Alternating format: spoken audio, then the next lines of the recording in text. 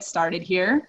Welcome to everyone. We have about 71 participants, which is amazing. Thank you so much for joining us today. We have a special edition of Glovo Tech Talks, and this is how we do machine learning at Glovo. We have two special guests. We have Maxim Kalikov, our head of research and development, and we have Lorenzo Arribas, our senior software engineer for our machine learning platform. And they're going to be going through what we do at Glovo and a lot of interesting stuff. We're thinking about keeping a Q&A at the end. So Maxim's going to go first, and then Lorenzo, and then we're going to leave some room for questions. So keep them until the end. And yeah, I'm going to pass the mic to Maxim, who's going to start. Okay. Hi guys, hello everyone. Yes, so about questions, feel free to post them in the Q&A section already, like as we speak, right? And but we will answer all of them like in the end after our presentation. So welcome everyone. So I'm Maxim. I have been at Glovo for like a little bit less than 6 months now. So my title is the head of R&D, but in principle, what I'm doing now is working with Lorenzo and other guys on the machine learning platform. So, and what we do at the platform, we support data scientists across the whole company with scaling the machine learning productization, right? So data scientists develop their own models within the notebooks or using like other tools, and we help them to scale them up and put them in production. So I'm joined today with by Lorenzo Arribas, who is a senior software engineer in the machine learning platform team. Do you want to present yourself, or do you want me to present you? No, I can do it. I can do it. Yeah, so like I've been in Glovo for about 2 years now. I've been mostly working on productizing machine learning since before the machine learning platform was a thing. And yeah, like when I started, we were doing like the dispatching algorithm and trying to match the best couriers to the best orders. We started using machine learning in that context, and that was the seed that started the evolution of machine learning at Glovo, which Maxim is going to introduce now. Yeah. So could you please switch the slide? Yeah, the next one. So I suspect that many of you know what Glovo is and what we do, but just as a refresher, so Glovo is an on-demand courier service company, right? So what we do, we basically purchase, pick up, and deliver like different products, right? So it can be restaurant food, it can be groceries, it can be something else. So in other words, just to explain maybe from a different angle, like what we do, we bring whatever you basically or us, right? So whoever is in demand for any product to your door, to your apartment, yeah, to your house. And what differentiates us from many other players in this market is basically we're not focusing just on the restaurant food. We pretty much like open for any sort of order, right? So a couple of numbers about Glovo. I think they might be interesting to understand more or less like where we are standing and a little bit of our history. So the company is pretty new. We were founded in 2015, so 5 years ago. And right now we are operational in 22 countries, pretty much like in all over the world. And right now we deliver like around 2 million orders per week. And the average delivery time is around 34 minutes, right? So these are some numbers about Glovo. So next slide, please. So I think the good question is actually why machine learning? Why Glovo needs machine learning, right? So let's take a look first at who are the machine learning users within Glovo. And I would say we have like four big groups of users, right? So primarily customers, people like you and me who are using Glovo and they want to understand, want to basically get like the food or whatever they're ordering delivered in the most informative and the most efficient way. Then we have internal users, so pretty much people from finance or marketing or some other departments who also like want to use the leverage of power of machine learning for their purposes. We will talk about it later in the next slide. Then we have our partners, obviously, so companies that we are working with, so primarily restaurants, right? And we have couriers. So couriers is people who I think those of you who live in Spain or other countries where Glovo is operational, have seen a bunch of like people with the Glovo bags. So basically, we're talking about these people, the couriers. Next slide, please. So one way to look at the use cases for machine learning with Glovo is basically to focus on the order journey, right? So when a user makes an order, there are 3 steps. So before an order, during an order, and after an order. And for each of them, there are quite a lot of like use cases for machine learning, right? So one of them is, for example, for before the order, you probably want to select the products that you are interested in, right? So you don't want to basically scroll down your screen like for 5 minutes before you find what you want. So here we're talking about content ranking and selection. So then fraud prevention, right? So even at this stage, even before a user starts ordering on Glovo, we have some information about them based on previous history and some other information sources. So on here we can already like prevent some possible fraud, right? Dynamic pricing is another very interesting application of machine learning, right? So the way how the orders are made is also another possible use case for machine learning. So in particular for natural language processing, right? So you probably know about like chatbots and stuff like that, but it's a kind of a big family of systems which allow to transmit the unstructured data, so unstructured requests in natural language, into something structured that machine can handle, right? So, and chat application is one of them. You can be voice as well, or pretty much any other like possible channel. So, and of course, like supply provisioning, right? Even before the day starts, we're supposed to know how many couriers we need, how many restaurants will be available and won't be available. So things like that. So during an order, also, I think the biggest application of machine learning historically at Glovo have been here. So basically how we can match the order with the right courier, right? And it's not like a trivial task. Since we are doing like millions of orders per week, it cannot be done manually, and it's becoming like a pretty complex optimization task. That's where machine learning can help quite a lot. So another one, prediction of order reassignments. In some cases, we want to play a little bit with the incentives for difficult orders to deliver, right? Because we still want to make our customers happy, and we don't want to make them wait like longer than it's very much needed. So incident resolution and live ops assistance is one of the, in industry, it's one of the biggest applications of machine learning, basically customer service automation. So and after an order, we have like a lot of possible applications too. So for example, how we can predict a churn, if a customer will churn, or if a partner or a courier will leave us, right? We want to understand and predict the probability of that happening and do something to prevent it, obviously. So customer lifetime value, similar story. So we want to understand actually for how long the customer will be staying with us, how much they will be ordering, stuff like that. So some other after sales services as well. We have it on the list. I mean, we haven't done much yet for that, but there's quite a lot of opportunities. And of course, fraud detection, right? Even after the order, you can apply some techniques to understand if the transaction was fraudulent or not. Cool. So let me bring you like a couple of examples. So one of them is next slide, please. Yeah, is pretty much something that pretty much everyone is familiar with, I guess, is estimated time of arrival. So when you open an app and you make an order, you always see like this little number, like a range, like 20 to 30 minutes or 30 to 40 minutes, which allows you to understand when the food will be delivered to you. And this is machine learning, right? Because it has like a pretty big influence on the conversion. So depending on this number, you will make an order or not. And we want to be pretty accurate with this prediction, right? So we actually see it as a combination of the machine learning and the business problem, right? So what I mean is that our models typically give us a pretty precise prediction in terms of time. So it can be, like in this example, 22 minutes. But we know that machine learning is not always correct, right? Sometimes there is some margin for errors.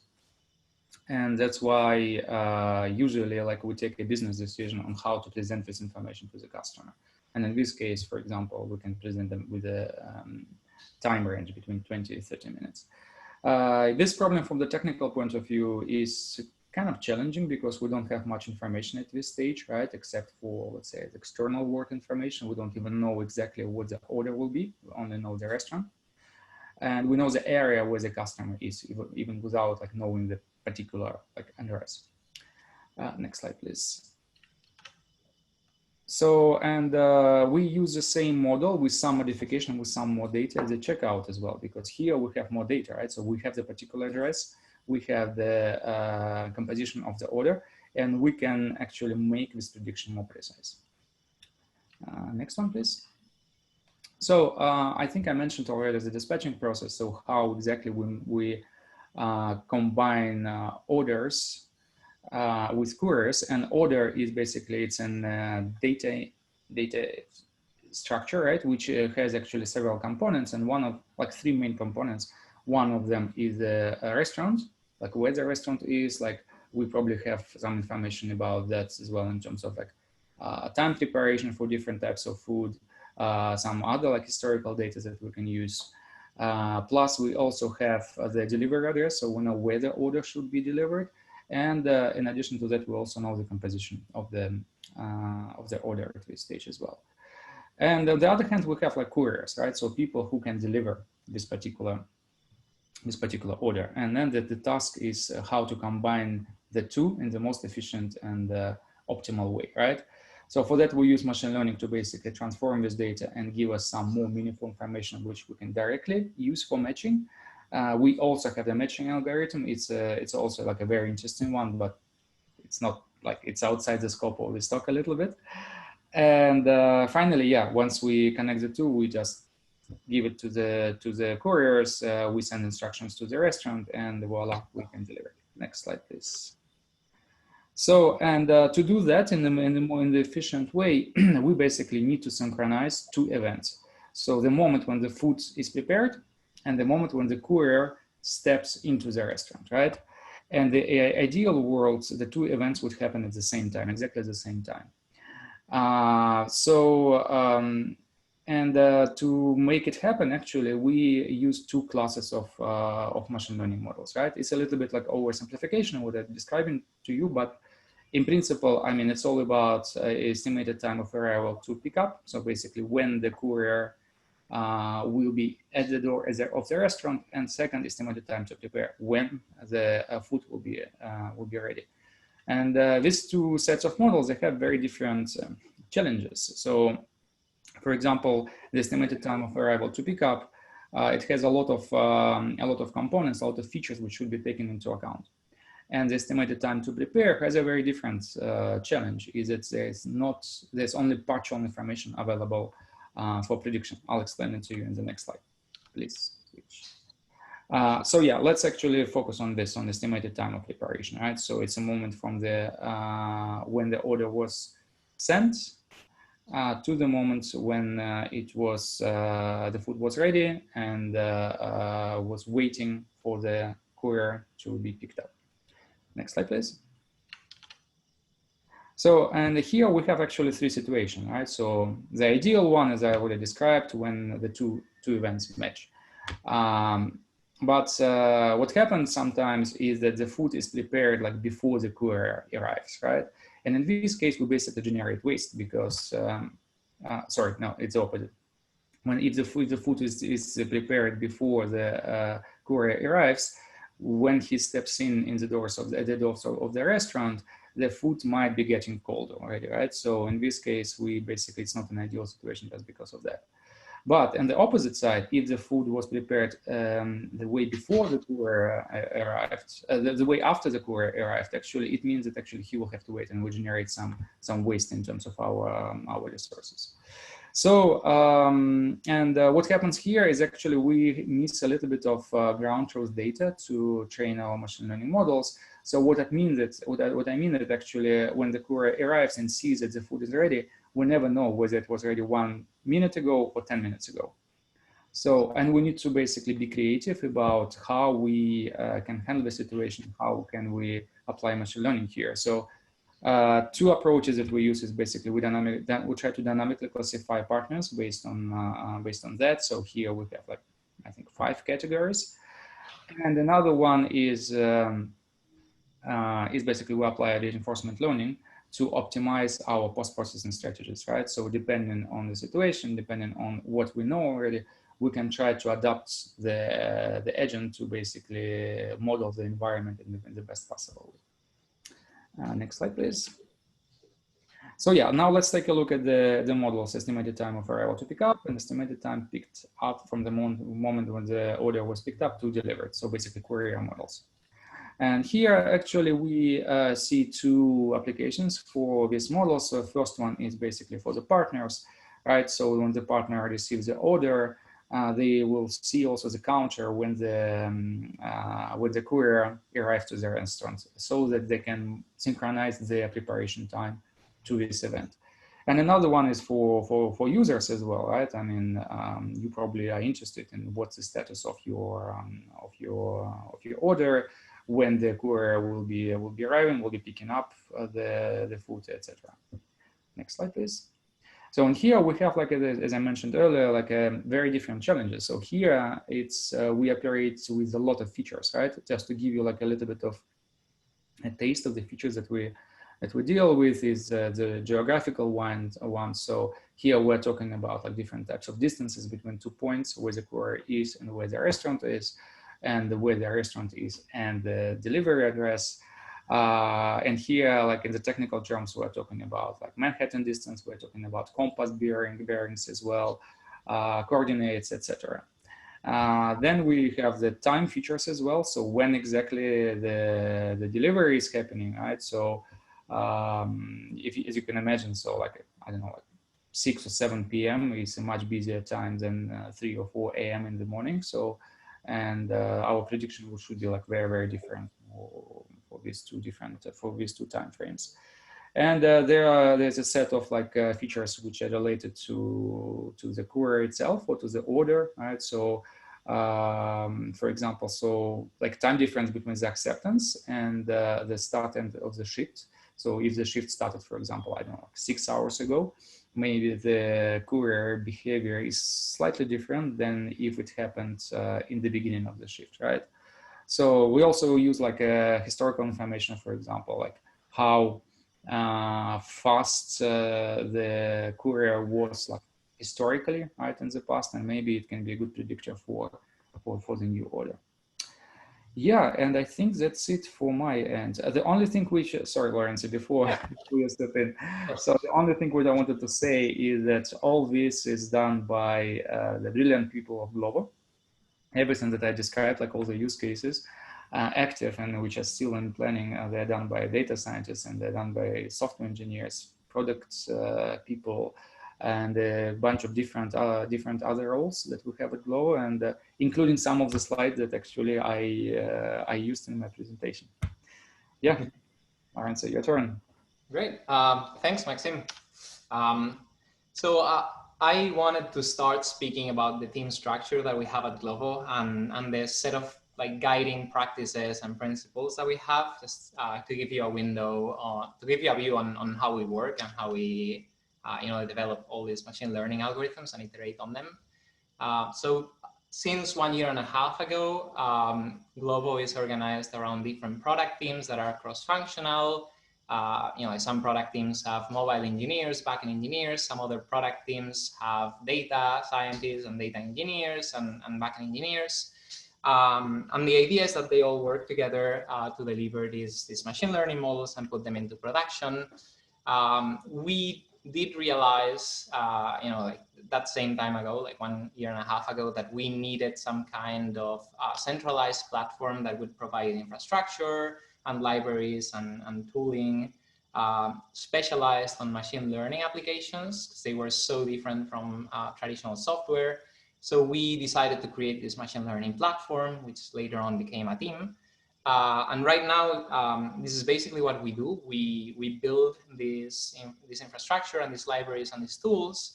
And then we also do some internal consulting. We try to embed ourselves and work closely with the product teams.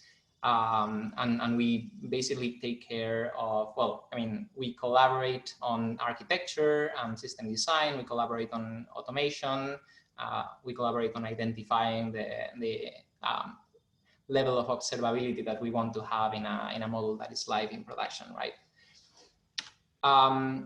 Another important feature of the machine learning platform team at Glovo, or machine learning in Glovo at Glovo in general, is that we try to follow MLOps. So MLOps is a set of practices that is an extension of DevOps. And the idea of it is that we want to reduce the time it takes to iterate on a model, and we want to do it with as high quality as possible, right?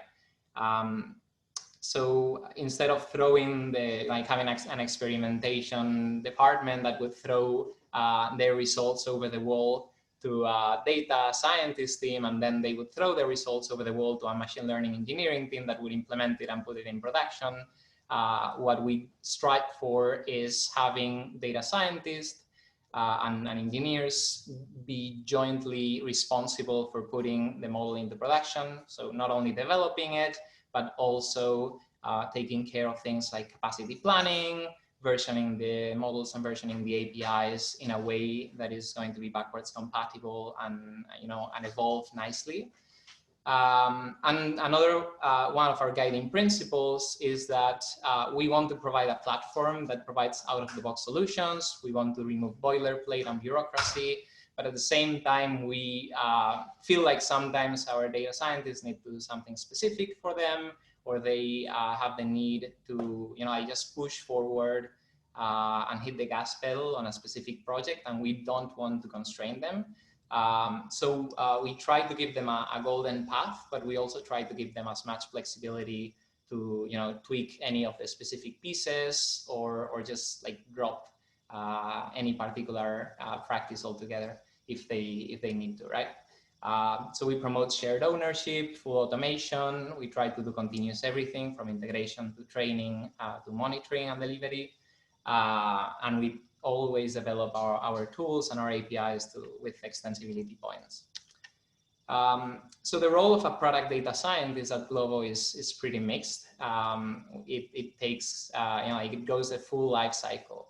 So from designing the machine learning model from the use case, to doing feature engineering, to doing model engineering, to doing testing and validation, and then finally putting the model in production and making sure that the whole mechanism, like the whole supply chain of the machine learning project works seamlessly and is as automated as possible, right?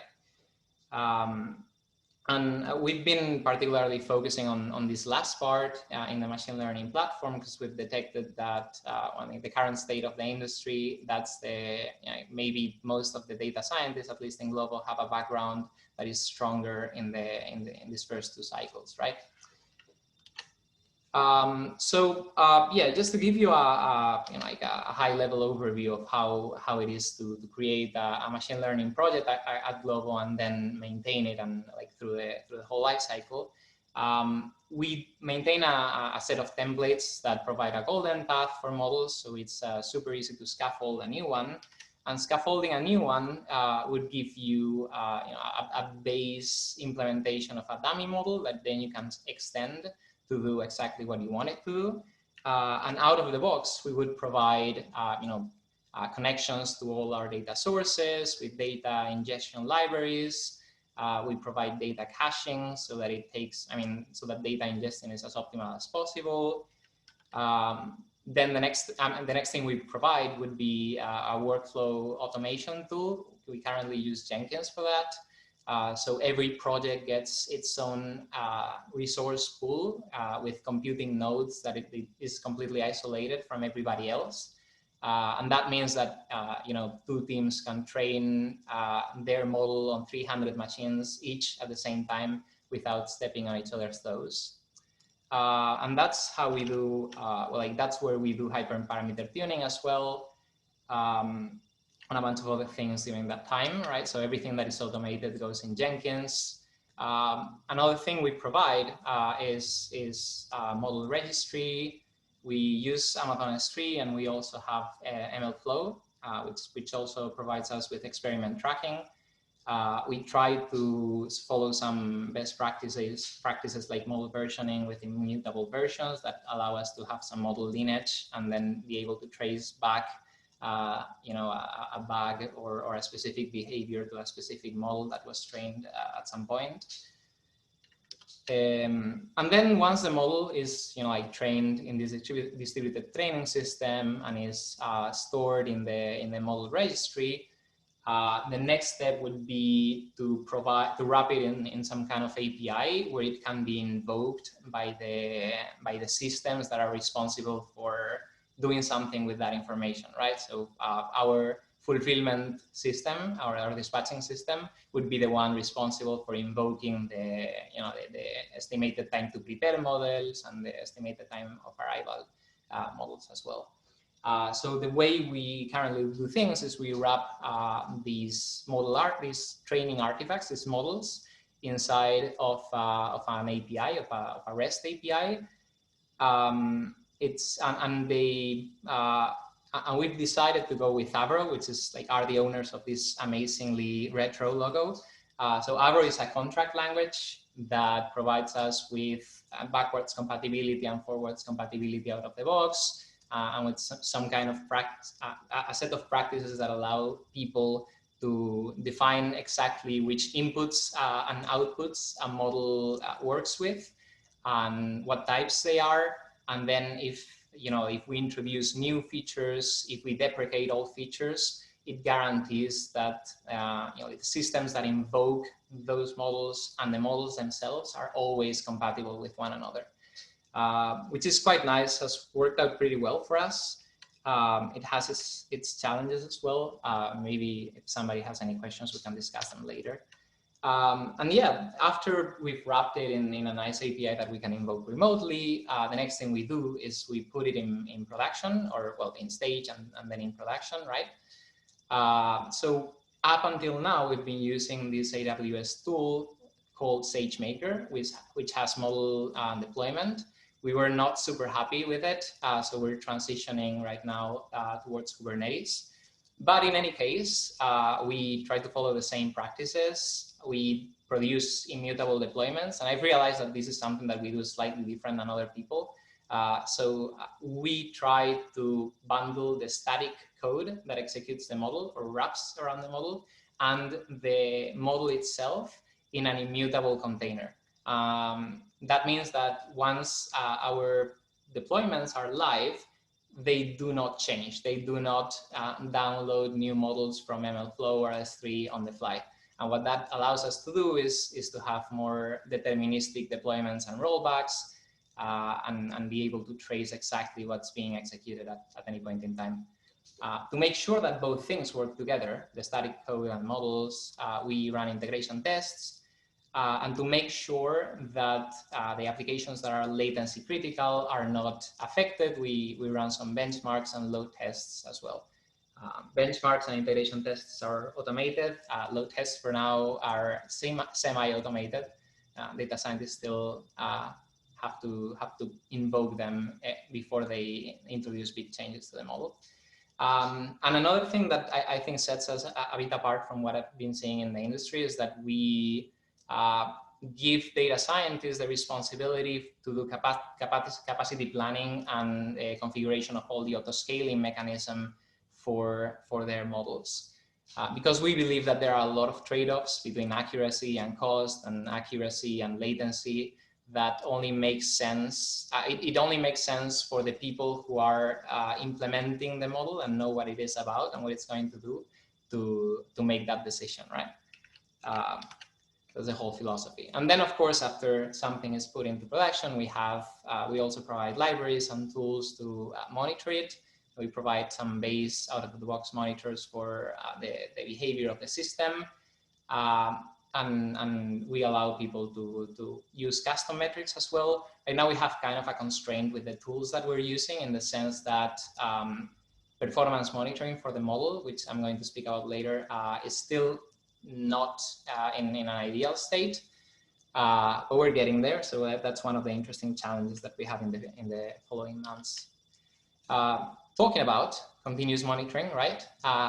So once the whole, like one iteration of this life cycle has been completed, the idea is that we take a look at what the monitor is doing in production, right?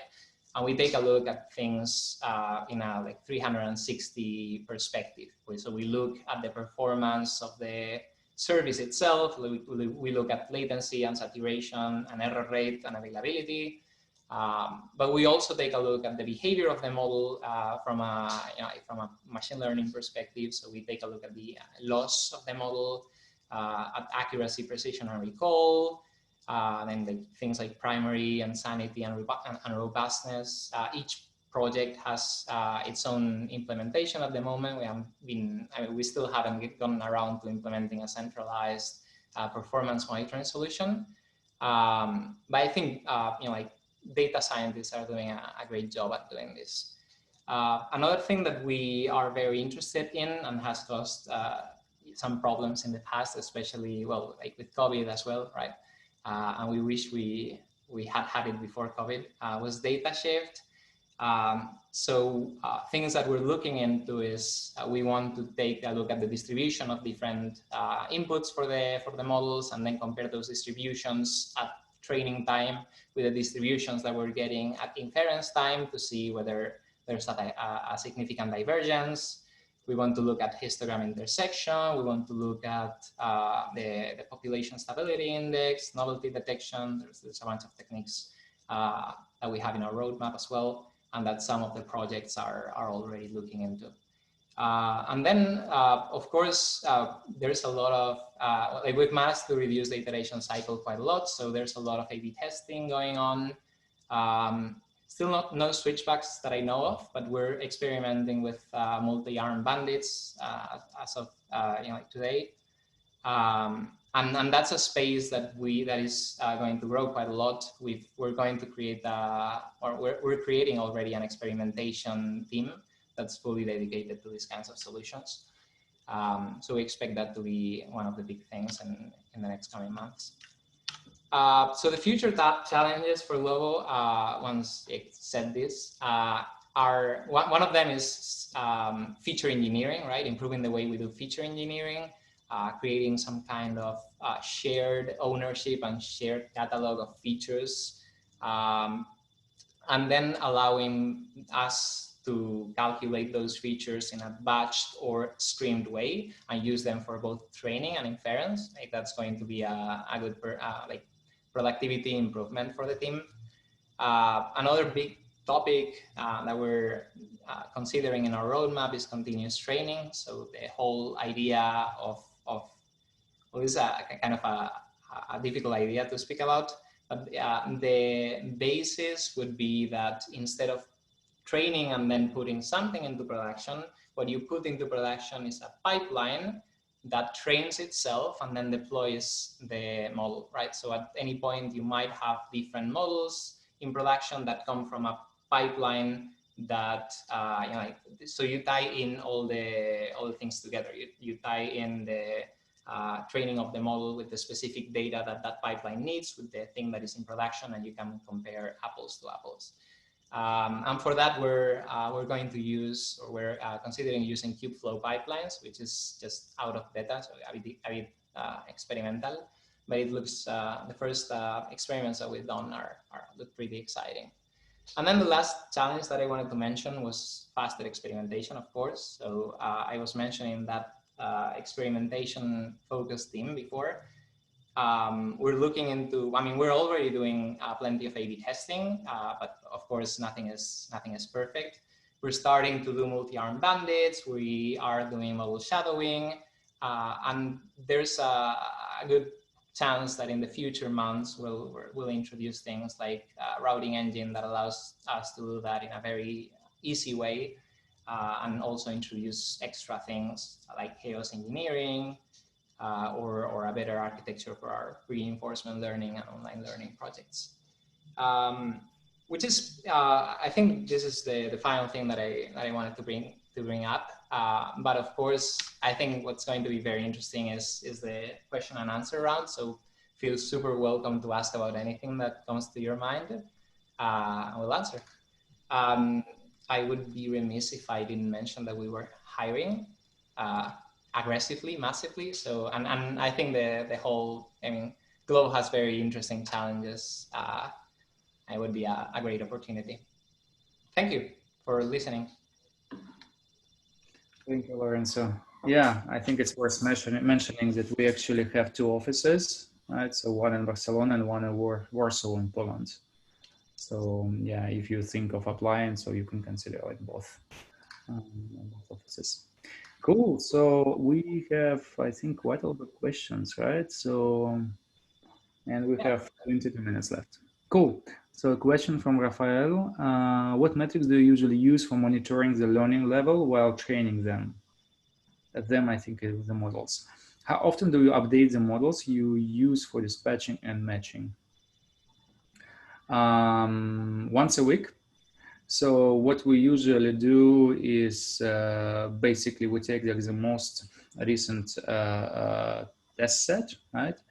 And at each iteration, like let's say on the weekly basis, we retrain the models and we compare the performance of the model for on the most recent data set, right?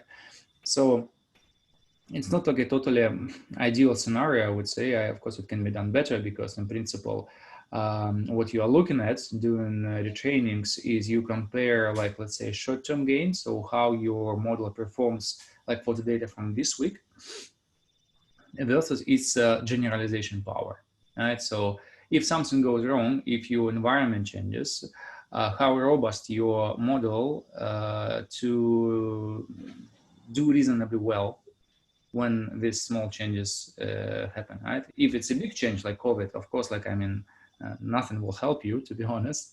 You just need to like collect new data and maybe do like more aggressive training with oversampling probably, or undersampling.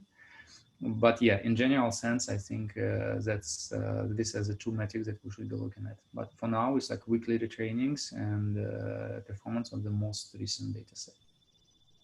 Nice. I'll take the next one. It's also from Rafael.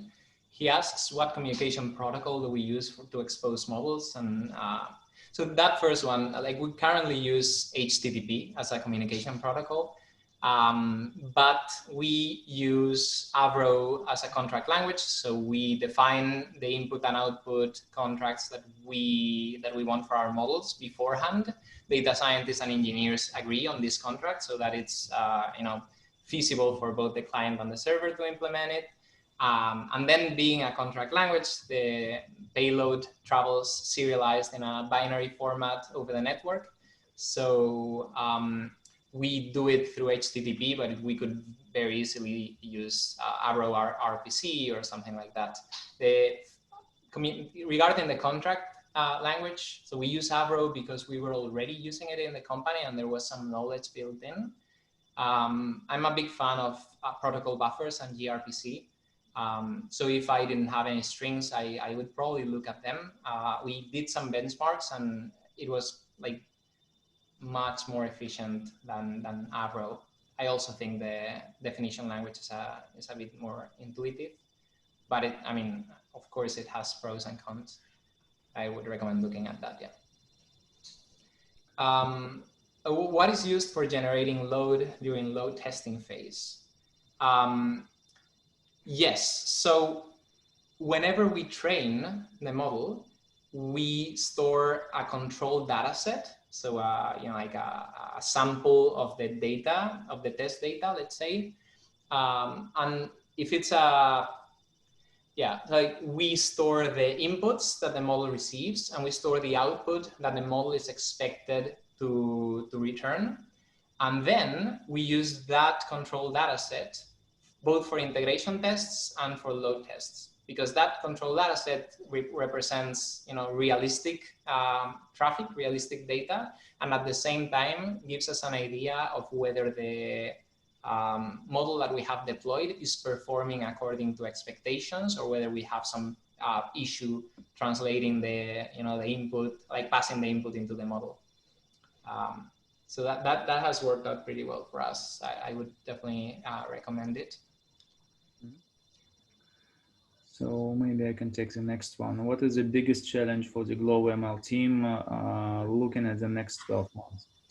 Yeah, I mean, there's more than one challenge for sure.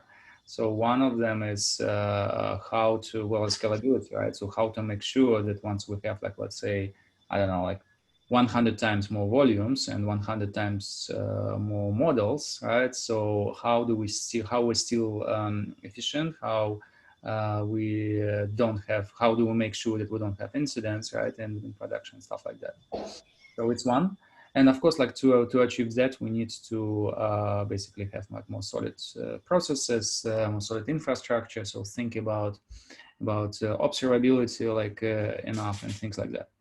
And another one is basically we as a machine learning platform team are primarily, we don't have data scientists, right? We are primarily software engineers, like platform engineers. And our customers, let's say our internal customers, right, are data scientists. And one of the challenges is how to bring the two worlds together, right? There's several ways for doing that. So you can put someone in between. You can work on the interfaces, documentation, templates, whatever, to make it like fully transparent for data scientists. You can teach data scientists to operate with them, like, let's say, technically heavy platform. So they're different solutions, but generally the challenge remains the same. So it's how to bring the two worlds together. Lorenzo, do you have anything to add? No, I think that's a good summary for our team. Yeah. Thank Cool. you. Yeah. So Pavel asks, am I skipping any? No. Pavel asks, do you save models predictions along with its version somewhere, like in Kafka or Kinesis? Yes, we do. We do it in an ad hoc basis. We send the inputs and the predictions and the version to Datadog. We send those to Kinesis as well in some cases, which goes to our data where is dumped later on into our data warehouse for the later analysis, right? And yeah, like that's the main way we track the performance of our models. Yeah, such that you could compare prediction without. Yeah, exactly. So exactly like you said. Yeah. Good question, by the way. Okay, so next one. Hi, Lorenzo and Maxim. Very insightful when it comes to continuous training. How is the team keeping up with the current fast-paced environment, plus dealing with this new normal when you are trying to do your job, plus learning on the job? Yeah, tricky question, right? So yeah, generally, well, I think there are two ways for doing that, right? So one is more related to when environment forces you to learn, right? If you have like a burning problem, if, for example, you're using a tool which is old or not designed for machine learning, you start looking like around, right, like crazy, and you are learning on the way. You are learning what's available, what suits you, your needs, and what doesn't. So on the other hand, and this is easy, right? Because actually that's what you're supposed to be doing when you are at work. And second is what do you do to basically make sure that you're not skipping something important and something that probably your competitors won't be skipping, right? So for that, we share quite a lot of like news and reading, and we generally kind of proactively looking for new information. I mean, sorry, my cat is attacking me. My strategy is I usually like follow a bunch of podcasts. I listen to them like practically every day. And in some cases, maybe in 20% or maybe 10% of cases, I find something useful for us. Then I share it with the guys, collect opinions, and some of these projects like has a future. I know that some people like reading more than listening. Like Medium probably is a good source, right? And some technical blogs, Twitter. Yeah, I think it's just a question of how enthusiastic you are about the field. Lorenzo, what do you think? I think like reading and listening to podcasts is definitely a good way to keep pace with the evolving system. I mean ecosystem. I personally like experimenting with new tools every once in a while. Like we were experimenting with Kubeflow not too long ago, even before it was in beta. And there's a bunch of solutions that we have implemented only after we had prototyped and toyed with it for real, right? Because one of the, being a very new, area or new industry, or the area of the industry, the tools that there are not very mature. So if you don't give yourself time to actually dig deep into them, you might regret it afterwards, right? You might find some skeletons in the closet of the technologies you're using. But that's for knowledge, for knowledge sharing and keeping pace with the industry. I think then when it comes to what projects we prioritize, we try to be very pragmatic and set a strong foundation before we before we go crazy with multi-arm bandits and online learning and complex systems that then we have to maintain. So yeah, there's these two things, right? Yeah. So sorry, there are two questions which were asked in the chat bar and they didn't appear on the screen. So from Yaroslav, who is responsible for production deployment, the data scientist or other profiles like an ML engineer? Yeah, good discussion. I mean, good question, and potentially a very long discussion how it's supposed to be doing. But for us, it's data scientists right now. Why are you hiring? Well, we at Glovo, we are going through a hyper growth stage, and if you have like a lot of demand, you're probably supposed to basically hire people, right, and increase your capacity. So, and that's primarily why, right? If the question is specifically about the team, is because we are looking for like great software engineers to help us with the roadmap, right? So I think Lorenzo shared a couple of points which we have there. There are many more, and we are hiring basically software engineers and other profiles as well to help us to deliver it, right, and to prove the value of these new cool things which are happening in the MLOps world. Do you see any use case of GPT-3 at Glovo? So Maxim is a natural language processing guru. He probably can answer. Well, yes, possibly. I mean, me personally, I haven't tried GPT-3 yet. I played quite a lot with GPT-2, but not with GPT-3. For those of you who don't know exactly what it is, it's basically a natural language generation model, which pretty much acts as an artificial intelligence, like a fully artificial intelligence system, right? So you can ask like questions in plain English, it will give you answers, it can generate SQL queries, for example, when you articulate your request in natural language. Yeah, I mean, the problems with these models, I think, is that you always need to build a layer on top of that to control the output. Right, and that's, I think, because this model sometimes can go crazy. Even GPT-3, which is famous to be like a pretty good one, I wouldn't put it in production without any control level, right? So, and I think for chatbots application, for example, or even for orders, right? So for customer facing scenario, potentially it can be a good fit, but we need to make sure that the risk that we take and putting this sort of models in production is minimal.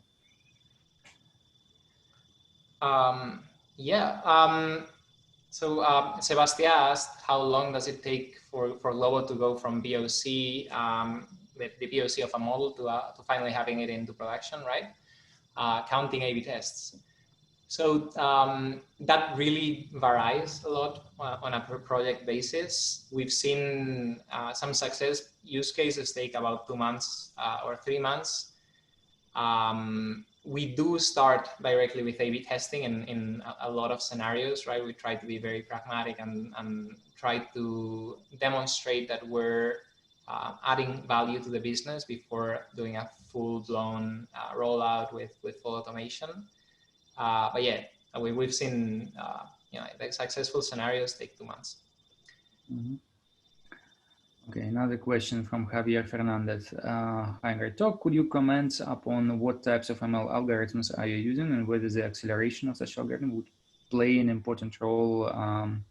Is latency or memory utilization during inference limiting the complexity of the models? Yeah, generally, I mean, right now, our development is not about the it's not so much focused on the algorithms itself that we're using, right? We're using booster trees. I would say that right now, of course, it would be interesting to start playing with deep learning, for instance, or something like that. But I don't think it will be like a very serious game changer. Right? In terms of speed, yes, maybe, but so far we have not really seen like a lot of like massive problems with the speed, with latency for our models. Lorenzo, please correct me if I'm saying something wrong. So many of our models are being called asynchronously, and then latency is not such a big problem. Some of our models, like the ETA, are being called when you open the app, and that's latency critical, and that definitely limits constrains the complexity of the model, right? So yeah, that's definitely a thing. We are aware of hardware optimizations. Like I read your follow-up question below, but we haven't prioritized, changing the whole architecture or developing the model for a specific optimized architecture. Yeah.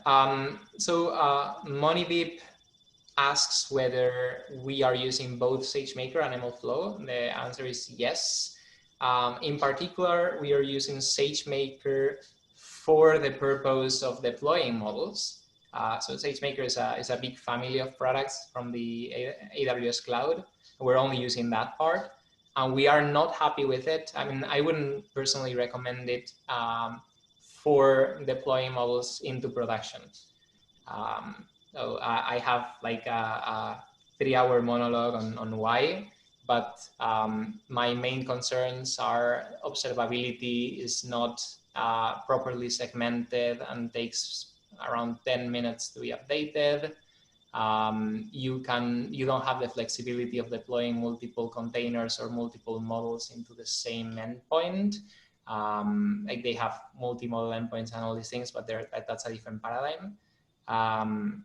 And it's quite a black box, which is great when you're starting, maybe when you're in a startup and your production is not super critical.